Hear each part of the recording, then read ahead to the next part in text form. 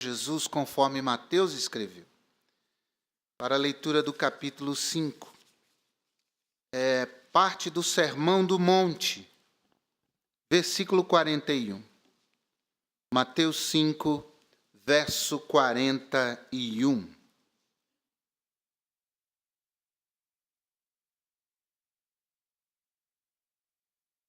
E se qualquer te obrigar a caminhar 1 milha, vai com ele 2.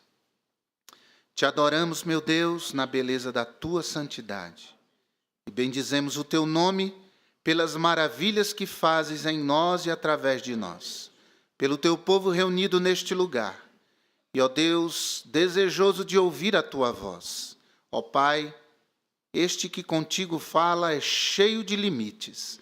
Mas, Pai Santo, que o Senhor me use para além dos meus limites. É a minha oração, em nome de Jesus. Amém. Podem sentar-se. A segunda milha.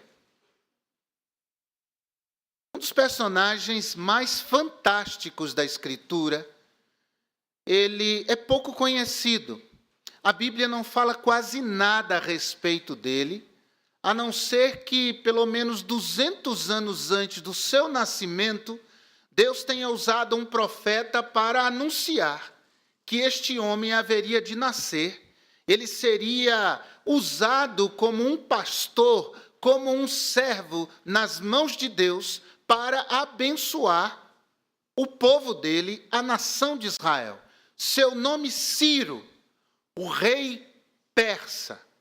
Os medo-persas prevaleceram sobre os babilônicos, venceram os babilônios, e assim Ciro libertou os cativos, dentre eles 50.000 judeus, pelo menos, que regressaram do cativeiro na Babilônia, de volta para a sua terra, dizendo: grandes coisas fez o Senhor por nós, e por isso estamos alegres.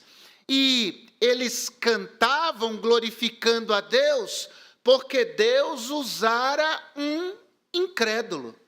Porque Deus usara um poderoso da terra nas suas mãos para ser um instrumento pelo qual o povo seria liberto. Ciro era fantástico, era extraordinário por várias razões. Além de um estrategista de guerra, fantástico, porque os persas, eles invadiram a Babilônia, irmãos, pelo rio. A cidade era fortificada e ela era inexpugnável. Mas eles represaram o rio e as águas baixaram. Eles entraram pelos túneis debaixo da cidade. Os exércitos invadiram desta forma e prevaleceram contra o exército babilônico, que não acreditou nisso. Que estratégia fantástica o rei usou para prevalecer sobre o povo que era tido como o mais poderoso da face da terra no seu tempo. Mas Ciro também tinha uma capacidade de criar leis muito funcionais, muito inteligentes. Muitas das leis que os romanos tinham na sua sociedade, considerada muito evoluída para o seu tempo, foram inspiradas em muitas leis dos persas, criadas por Ciro. Uma dessas leis era a lei da milha compulsória, a lei da milha obrigatória. Isso tinha a ver com os serviços do reinado. Por exemplo, qualquer cavalo, qualquer carruagem, qualquer homem, qualquer mulher poderia ser obrigado a caminhar 1,5 km, ou seja, 1 milha, a mando de algum oficial do Império Persa. Um exemplo, vamos supor que um mensageiro real estivesse levando correspondências, alguém a mando do rei, em nome do Império Persa, portanto o carteiro, levando correspondências para determinado lugar. E vamos supor que ele se estressasse, ou sofresse um acidente, ou estivesse exaurido de forças, sem condições de continuar a jornada até o seu destino, ele tinha autoridade do rei para falar à primeira pessoa que passasse a pé, ou a cavalo, ou em uma carruagem. E ele deveria dizer àquela pessoa: milha compulsória, milha obrigatória. Então, aquela pessoa deveria pegar aquela encomenda, aquela carta, enfim, e deveria levar adiante por 1 milha, por 1,5 km. Lá, ela deveria gritar à próxima pessoa para que levasse aquela encomenda mais 1,5 km, até que aquilo chegasse ao seu destino final. Lei da milha obrigatória ou da milha compulsória. Jesus, nesse versículo 41, no Sermão do Monte, que é um código de vida para o cristão, o Sermão do Monte trata das marcas do verdadeiro discípulo de Jesus. Nós temos que frequentemente olhar para o Sermão da Montanha e olhar para a nossa vida e ver até que ponto a nossa vida tem se enquadrado dentro deste gabarito que Jesus aqui nos mostra nesses capítulos do Sermão do Monte, do capítulo 5 ao capítulo 7. E ele diz: se alguém te obrigar a andar 1 milha, porque essa era uma lei vigente, era uma lei romana, e que valia para os povos subordinados a Roma, se alguém te obrigar a andar 1 milha, vá com ele 2. Vá além. Faça mais. Se supere. Surpreenda. Toque, acenda a vida de alguém. Nesses dias, irmãos, as pessoas, de maneira geral, e há exceções, elas estão fazendo as coisas com o mínimo de esforço possível para obter o maior resultado possível. As pessoas fazem o mínimo. Elas fazem o que está dentro ali do seu campo de atuação e é só isso. Foi-se o tempo em que o empregado, ele trabalhava numa empresa por muitos anos. Conheci um senhor que conseguiu emprego vindo do Mato Grosso, aos 17 anos de idade, no grupo Ródia, Ródia Têxtil, lá em Santo André. Ele trabalhou a vida toda naquele lugar e se aposentou lá. Hoje em dia isso não existe mais. Uma pessoa de um serviço só, de um emprego só, de uma empresa só. As pessoas tinham aquele compromisso, até um certo orgulho de dizer: eu trabalho em tal instituição, eu trabalho em tal empresa, eu faço parte do grupo de tal empresa. Isso gerava um certo orgulho. As pessoas tinham um compromisso maior. Mas me parece que, com exceções, eu faço a ressalva, porque eu não quero ser injusto, mas a gente olha de maneira geral que há muitos funcionários, irmãos, que eles estão só esperando o dia 5 chegar. A questão é o dia 20, o adiantamento chegar. Alguns dizem isso para mim, um irmão que trabalha com contabilidade aqui diz para mim: pastor, é difícil, porque os mais novos, eles não querem pegar mesmo duro naquilo para fazer até o final. E há exceções, irmãos, por favor, não se ofendam. Eles querem ficar lá na rede social, estão preocupados com isso. A gente está tendo que contratar gente mais velha. Aquele ritmo de trabalho antigo. E os novos, quando você vai chamar a atenção, ele fala: se não está gostando, manda embora.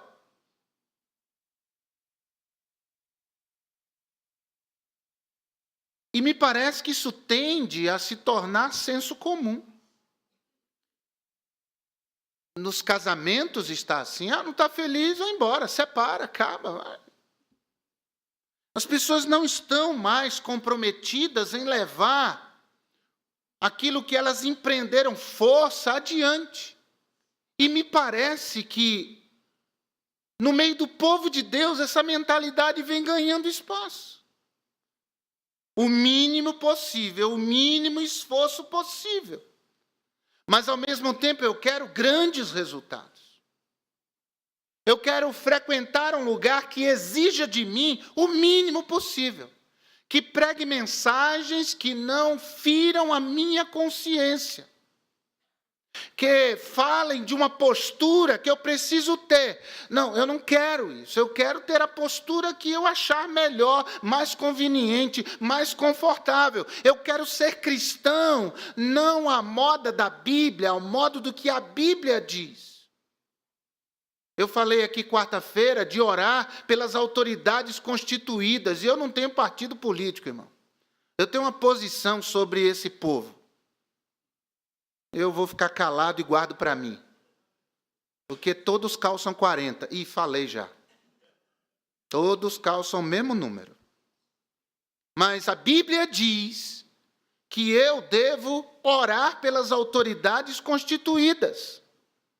Pelo presidente, pelo governador, pelo prefeito, seja quem for. A Bíblia não diz que eu tenho que orar pelos crentes, que sejam autoridades. A Bíblia diz que eu tenho que orar pelas autoridades. E se nós lemos o texto sagrado, ele vai dizer para que eles vão bem, e assim nós também possamos ir bem. Então eu não posso dizer assim, mas eu não votei nesse candidato.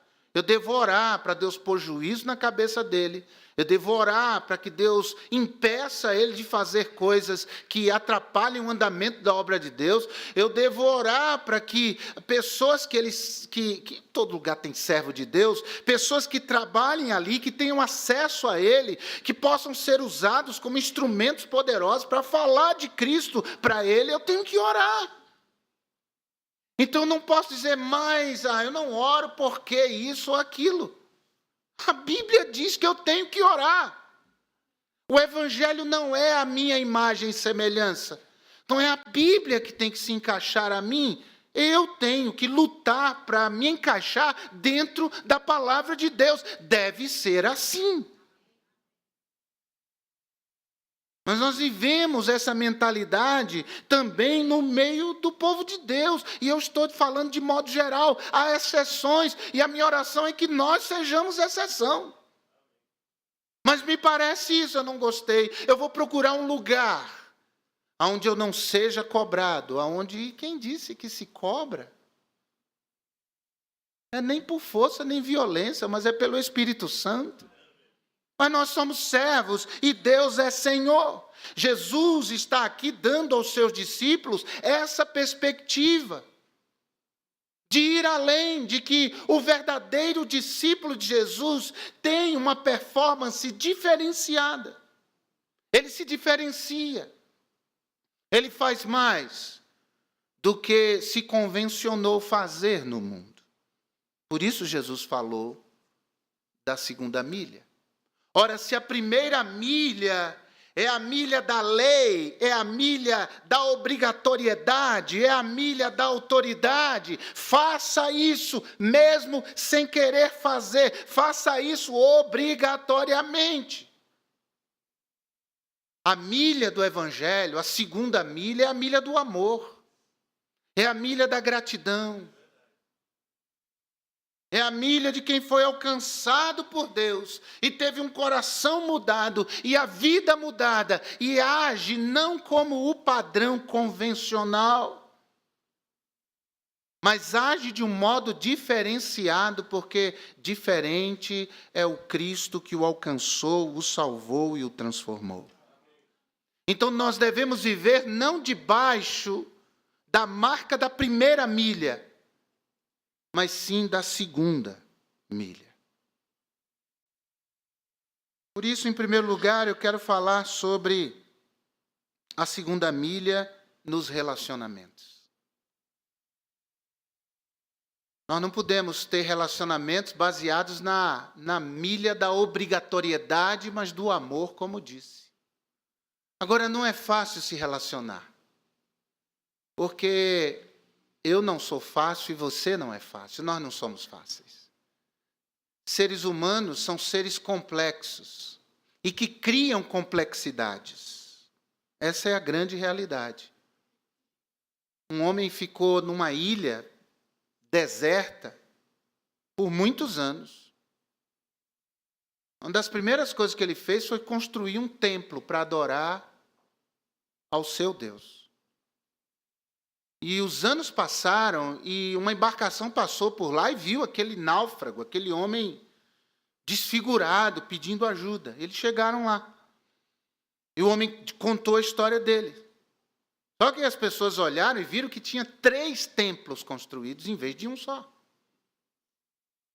Mas por que 3 templos? Falou, não, é que eu comecei com esse templo aqui, então eu adorava a Deus, eu cultuava a Deus, mas num dado momento houve uma cisão, houve uma briga, houve um racha. Então foi construída essa segunda igreja. E a terceira? A terceira igreja porque o pessoal aqui se renovou. O pessoal aqui buscou lá umas coisas diferentes, então tem a terceira igreja. Mas era só ele. Porque nós somos tão complexos. Tem gente que diz assim, minha vontade era ir, sumir, ficar num lugar sozinho, longe de todo mundo. Você vai começar a brigar consigo mesmo daqui a pouco. Nós somos complexos. Nós somos difíceis. Não fica olhando para mim com essa cara de, eu não, pastor. Nós somos. Todos pecaram. Todos. Nós temos nossas dificuldades. Essa é a primeira razão porque nós temos que lutar para viver em cima da segunda milha nos relacionamentos, porque nós somos pecadores. Segundo, nós temos personalidades, nós somos diferentes. E Deus criou as diferenças, irmãos. Deus criou as diferenças. As diferenças nos completam, ninguém é bom em tudo. Nós temos 3 pastores nessa igreja e 3 pastores diferentes um do outro, personalidades diferentes, gerações diferentes. Domingo passado, o pastor Carlos Júnior pregou e irmãos vieram à frente e dentre aquela multidão, 7 pessoas vieram à frente dizendo, eu quero Jesus Cristo. Das 7, 5 lá atrás confirmaram Jesus como seu Senhor e Salvador. E foi o pastor Carlos Júnior, não foi o pastor Ebenezer, não foi o pastor Fernando. Porque não importa quem é o pastor, importa é o Deus que o usa. É Ele que recebe a glória. É Ele que realiza grandes coisas. Temos personalidades diferentes, somos diferentes. Mas, irmãos, nós somos salvos pelo mesmo sangue. Nós temos a mesma marca do Senhor em nosso coração. Nós somos uma família da fé, remidos, lavados pelo sangue de Jesus. E somos chamados à comunhão. E somos chamados a estar juntos. E isso pode gerar alguma dificuldade. Somos diferentes, somos pecadores, personalidades diferentes, histórias diferentes. Mas nós também estamos em trechos da caminhada cristã diferentes. Tem gente que chegou há pouco tempo, tem gente que está há mais tempo. Tem gente intermediário nessa história, tem gente que conhece muita coisa da Bíblia, outros quase nada. Tem gente que é muito mais maduro na fé, outros nem tanto, somos diferentes. Mas Deus está trabalhando em nós. Deus está operando em nós. A começar pelos pastores, todos nós cometemos falhas, todos nós podemos errar, todos nós podemos esquecer de alguma coisa, todos nós podemos deixar de fazer algo que deveríamos fazer. E para isso é necessário que vivamos na perspectiva não da primeira milha, mas da segunda milha. Da milha do amor, da milha do perdão, da milha da compreensão, da milha da saúde espiritual, a milha do que releva, da milha do que espera para conversar depois. Todos nós. Se não, irmãos, nós não vamos para frente. Deus não abençoa nada que é dividido. Deus não abençoa. Então, a começar em mim, eu preciso vigiar. Eu preciso cuidar, eu preciso valorizar os meus irmãos e com eles buscar um relacionamento saudável e espiritual, entendendo as imperfeições, inclusive minhas. mas buscando em Cristo o ponto de convergência. É Cristo que nos une. É Jesus que nos une. É Cristo o nosso ponto de convergência, o nosso ponto de encontro. E é por Cristo, irmãos, que nós nos relacionamos. E é por Cristo que nós seguiremos firmes e unidos, realizando a obra de Deus. Porque toda vez que falharmos com o irmão, nós temos que ficar com vergonha. Há crentes que não se sentem envergonhados por ser grosso com o irmão, por falar algo sem pensar com o irmão. Eles não ficam constrangidos, mas será que o Espírito Santo não está lá? Há crentes que não se sentem constrangidos por falar alguma coisa para outras pessoas de um irmão, falar sem pudor, maldosamente do outro. Não há constrangimento. Será que o Espírito Santo está lá mesmo? Será que essa pessoa ela é salva por Cristo Jesus ou é joio no meio do trigo? O constrangimento toma o nosso coração. E nós, mesmo sendo orgulhosos, porque todos temos o nosso orgulho, nos revestimos de humildade, vamos ao irmão e dizemos: me perdoe, eu fui injusto com você. Me perdoe, eu não devia ter dito isso. Eu não devia ter me portado dessa forma. Eu não devia ter sido tão implacável. Me perdoe. Isso é a segunda milha. E o irmão olhar para nós e dizer: eu te perdoo em nome de Jesus. A segunda milha nos relacionamentos. Mas também podemos falar da segunda milha no serviço cristão. No trabalho de Deus. Porque não é possível que nós vivamos ou optemos pelo Evangelho como uma coisa fria. Nem como uma coisa morna. Não é possível que nós saibamos fazer o bem e não façamos. Não é possível que nós possamos colaborar, que nós possamos nos dar, que nós possamos nos doar, que tenhamos condições para isso e não façamos. Por que você acha que eu tenho ido a Buritirama? É porque Deus me colocou essa responsabilidade. E eu comento com alguns irmãos, dizendo, às vezes eu me flagro no avião ou no carro, indo ou esperando entre um voo e outro, dizendo: Senhor, o que o Senhor está querendo com isso? Porque eu não sei. E não é fácil. É cansativo, exaure, abate. A gente sente, e eu não estou reclamando, eu faço com muito prazer, com muita alegria. Os meninos viram lá. Como aqui também, com muito prazer e com muita alegria. Mas eu seria um covarde se eu dissesse não. Se eu posso fazer, se eu tenho condições de fazer, se Deus me der capacidade para fazer, eu vou fazer. Agora, isso tem que ser com todos nós. Porque eu observo que ao longo da jornada, parece que há pessoas que vão abrindo mão do arado. Elas faziam e não fazem mais. Cansei de brincar disso. Não estou gostando do jeito que é feito, então eu deixei. E onde fica Deus? Onde fica o Senhor? Onde fica aquele que é nosso dono? Onde fica Ele? Então é para as pessoas que fazemos, é pelas pessoas que fazemos. Deus é um mero detalhe nessa história. Eu cantava, eu tocava, eu evangelizava, eu apoiava, eu liderava, eu estava ao lado do líder, eu produzia, mas hoje eu não faço mais. Mas por quê? O que aconteceu? Deus morreu? Deus nos dispensou, Deus disse para você: ei, não precisa mais. Foi isso que aconteceu? Será que é isso? Ou nós deixamos de ser servos? E a vida cristã, a jornada cristã é do nosso jeito, é da nossa maneira. Ou a gente pensa que está atingindo alguém, deixando de fazer. deixando de participar, deixando de apoiar, nós estamos ferindo alguém da igreja. É o pastor, será que é isso? Será que é alguém que pensa assim?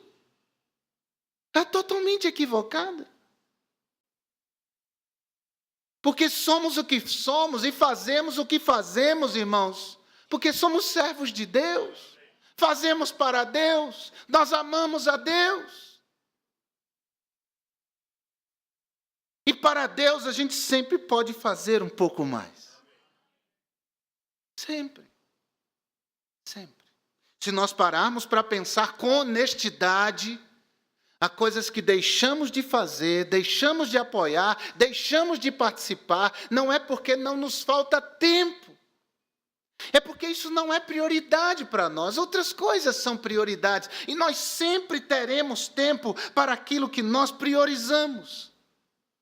Jesus disse em Lucas 17, verso 10, que se nós fazemos apenas aquilo que devemos fazer, ainda assim devemos dizer de nós, somos servos inúteis. Jesus queria ensinar que nós sempre podemos ir além.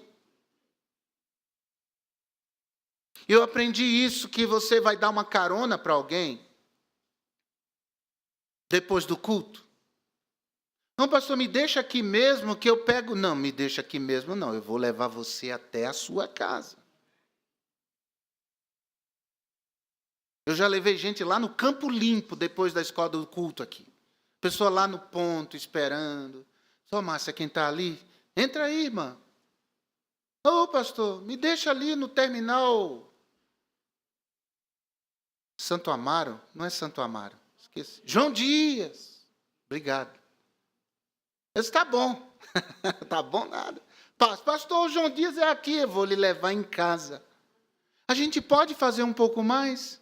Eu não estou andando, é o carro que está andando. Eu não estou suando, me cansando, é o carro que está suando e se cansando. Eu não posso fazer um pouquinho mais?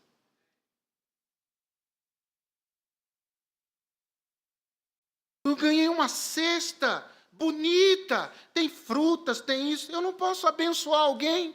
Eu ganhei roupas, eu tenho roupa, eu não posso fazer, não, eu vou vender essa roupa, eu vou lá no brechó, eles me pagam um pouquinho, mas eu ainda ganhei alguma coisa. Tem gente que é miserável assim. Eu consegui comprar um celular novo, deixa eu guardar esse aqui, porque nunca se sabe. Dá para alguém. Nós vivemos debaixo não da milha da obrigação, vivemos embaixo não da milha do egoísmo, do egocentrismo. Nós somos filhos daquele Senhor, Deus, que nos colocou uma nova maneira de viver, um novo jeito de existir. É a segunda milha. Eu não dou carona para ninguém, o pessoal vai entrar com o pé sujo, vai sujar meu carro. Meu Deus do céu, eu não acredito nisso. Só acredito porque eu vejo. Nós atropelamos uma novilha. O carro ficou parado. E depois não vinha carro, nem ia carro, nada. Daquele breu, sem sinal de celular. Vamos ver se esse carro funciona. A Hilux pegou, o carro funcionou. Vamos lá, fomos andando devagarinho. Quando foi esquentando, a gente desliga, espera, depois liga de novo e a gente chega lá. Chegamos num vilarejozinho e alguém atendeu a gente, era noite, eu sei, só homens, eu entendo tudo isso, mas o jeito que a pessoa atendeu... Ah, tem internet aqui não. Você conhece alguém daqui que tem? Não conheço ninguém não. Tá bom?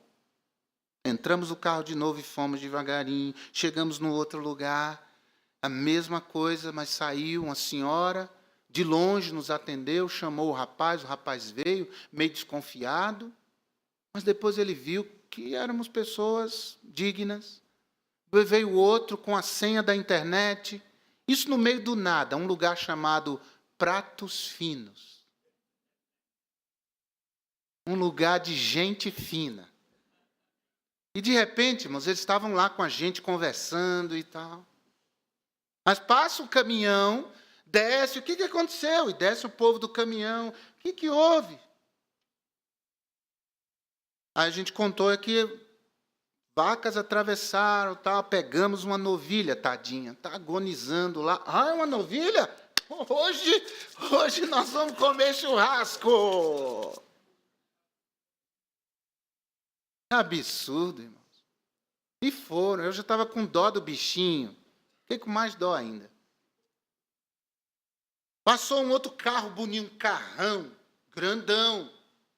Desceu uma turma e um deles, que nos recebeu nessa casa, falou assim, ele é candidato a prefeito da cidade de Barra. Aí eu já, meu Deus do céu. Aí já ficou, o que é que houve? Não sei o quê. Estamos indo aqui para um velório. Aqui, se eu tivesse no sentido contrário, eu levaria vocês. Tá bom, vá lá, Deus te abençoe, miserável.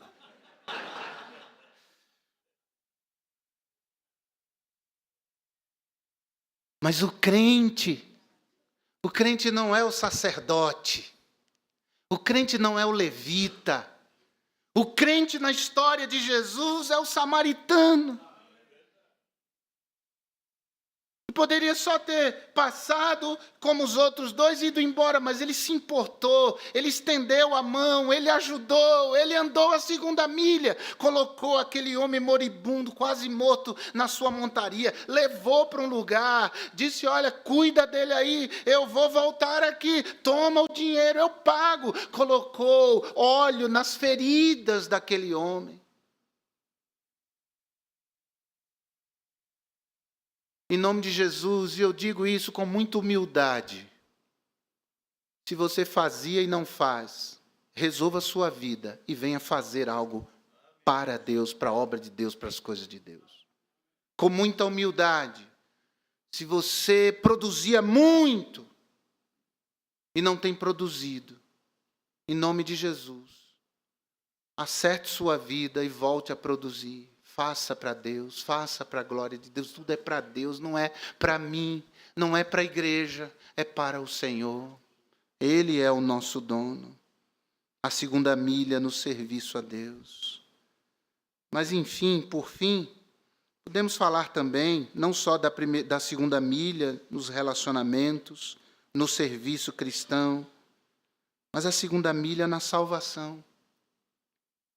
Que Jesus contou em Mateus 19, 16 a 30, ou melhor, Mateus contou, de um encontro de Jesus com um homem rico.